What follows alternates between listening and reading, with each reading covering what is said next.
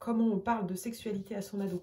Donc il y a deux cas de figure et le premier cas de figure qui est à mon sens le plus simple et le plus agréable pour les parents, c'est quand l'ado pose des questions. Alors évidemment si vous n'êtes pas à l'aise avec ça, avec le sujet, vous n'allez pas être d'accord avec moi, c'est pas forcément simple et c'est pas forcément plaisant. Mais au moins il fait la démarche de venir vous demander, de vous poser des questions directes, ouvertes. Donc ça veut dire que déjà premièrement, il a conscience qu'il se passe quelque chose en lui et que c'est important d'en parler, qu'il ne veut pas rester dans ses doutes. Et puis deuxièmement, ce qui est hyper important, je mets des hyper de partout, mais ce qui est hyper important, c'est qu'il vous fait confiance, puisque c'est à vous qui vient poser la question. Donc à ce moment-là, quand votre ado fait la démarche de vous poser la question, soit une question très claire, soit on verra plus tard une question subliminale, et ben c'est hyper important de lui répondre. Il y a deux types de contact avec son ado dans ces moments-là. Il y a par exemple le fait qu'il vous pose une question très claire, oui maman, explique-moi pourquoi j'ai des érections incontrôlées. Question très claire. Et puis il y a d'autres questions un peu plus subtiles, et ça je voudrais vous en parler parce que voilà, j'ai eu le cas avec certains ados que j'ai pu suivre. Alors il y a par exemple une jeune fille qui avait, je sais plus, je crois qu'elle devait avoir 13-14 ans, et qui me dit, moi je peux pas parler sexualité avec ma maman parce que quand je lui pose des questions, elle me répond pas clairement. Je dis, ah bon, bah écoute, quelle question tu lui as posée? Donc elle me dit, ouais, j'ai pas vraiment posé de questions, mais je lui ai dit un jour, ma copine X a été voir la gynéco avec sa maman. Ok. Et qu'est-ce qu'elle a répondu, ta maman? Eh ben, elle m'a dit que oui, c'était très bien, qu'il fallait être suivie et que toutes les femmes, pour prendre soin de leur corps et de leur intimité, elles étaient suivies par un gynécologue qui faisait des contrôles réguliers. Je dis, bah écoute, elle a répondu à la question de la visite chez le gynécologue. Qu'est-ce que tu attendais de plus? Elle me dit, mais en fait, moi, ce que je voulais savoir, c'est qu'est-ce qui se passait là-bas, pourquoi il fallait y aller, pourquoi mon corps change et du coup, je suis obligée d'aller voir un médecin pour ça. Enfin, vous voyez, derrière, en fait, cette remarque ou cette confidence, entre guillemets, entre fille et mère, il y avait une question cachée.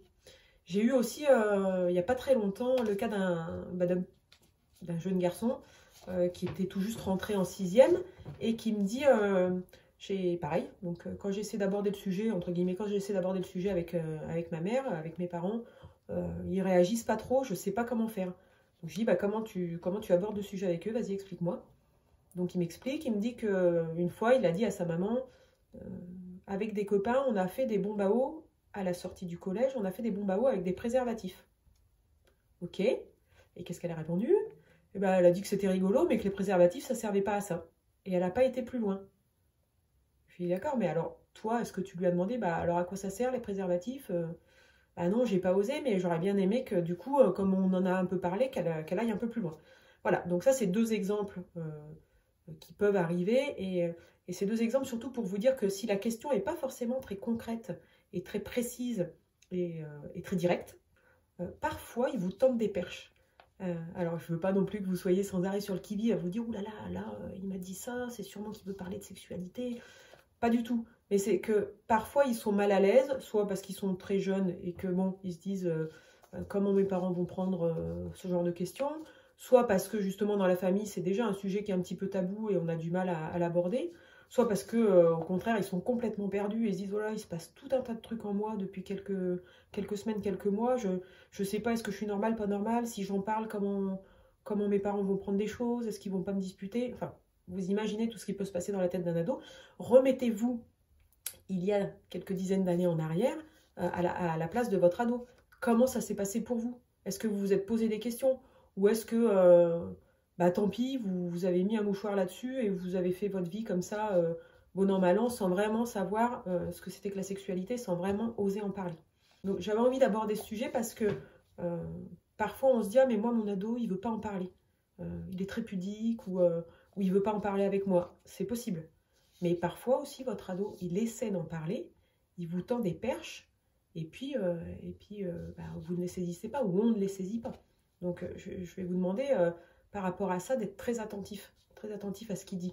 Et même s'il vous pose des questions très tôt, c'est encore mieux en fait. Si même avant la puberté, avant l'adolescence, votre enfant vous pose des questions par rapport à la sexualité, donc typiquement le cliché comment on fait des bébés, vous voyez, il faut répondre de manière factuelle, j'ai envie de dire presque scientifique, entre guillemets, avec des mots scientifiques.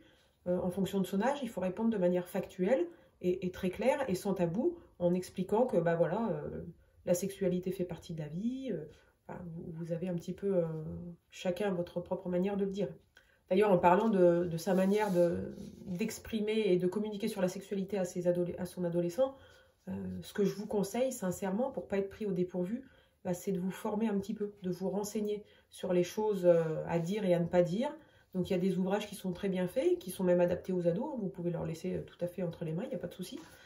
Mais je vous conseille en fait d'être formé et d'être informé pour que le moment venu, quand votre ado vous posera une question, une cache ou une question détournée, vous sachiez dans quel sens orienter la conversation. En fait, il faut qu'on sache un petit peu, avant qu'il nous pose la question, bah, de quoi j'ai envie de lui parler, comment je vais présenter la chose de manière neutre et sans tabou, dans la bienveillance. Voilà, il faut quand même que vous ayez déjà une petite idée dans votre tête, parce que le jour où il va vous poser la question, alors ok, vous pouvez dire, là tu me prends au dépourvu, il faut que j'y réfléchisse, ce qui est tout à fait louable, c'est pas du tout un souci.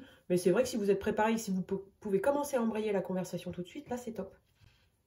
Voilà, donc c'était une petite vidéo pour vous dire que ceux qui ont la chance d'avoir des ados qui posent des questions directes ou détournées, saisissez l'opportunité. C'est vraiment une chance, je vous assure. Et puis dans la prochaine vidéo, je vous expliquerai comment on aborde et comment on parle de sexualité avec des ados qui posent pas de questions, qui n'osent pas, qui n'ont pas envie ou qui ont peur. Avec des ados qui disent rien et qui n'en parlent pas. Là, c'est un petit peu plus délicat et ça demande une communication relativement développée avec son ado. Et même si c'est pas le cas, c'est pas impossible. Donc je vous souhaite de beaux moments avec vos ados, parler sexualité ou autre chose, et je vous dis à la prochaine vidéo.